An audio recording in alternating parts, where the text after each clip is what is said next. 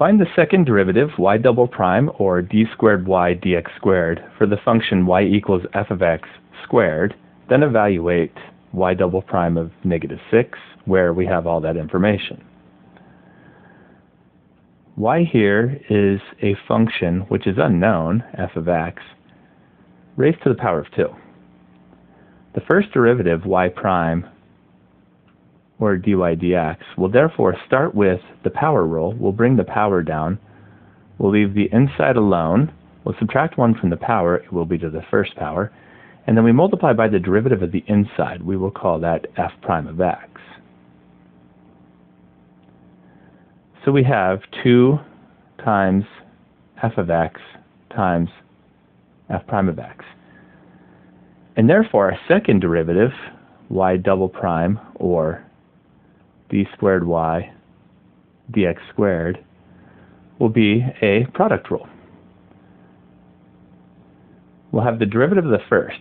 The 2 will come along. The derivative of f of x we will call f prime of x, times the second left alone, f prime of x, plus the first left alone, 2 f of x, times the derivative of the second, the derivative of f prime, we will call f double prime.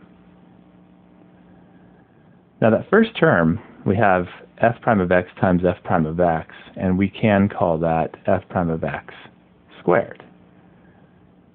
The second term, 2f of x times f double prime of x, does not have the ability to simplify that way, so we'll just leave it as is.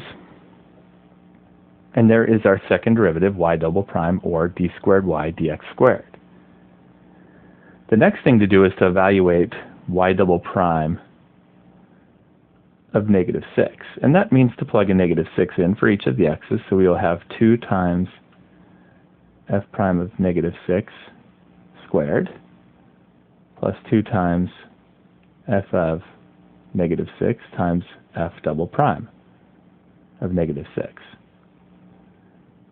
And these are all given, so I have 2 times f prime of -6. That's right here. That's a -5. So 2 times a -5 squared, plus 2 times f of -6, that's right here. That's an 8.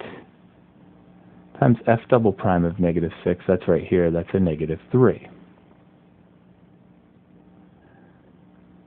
2 times -5 squared, -5 times -5 is a positive 25, plus 2 times 8, which is a 16, times a -3. 2 times 25 is 50. 16 times a -3 is a -48.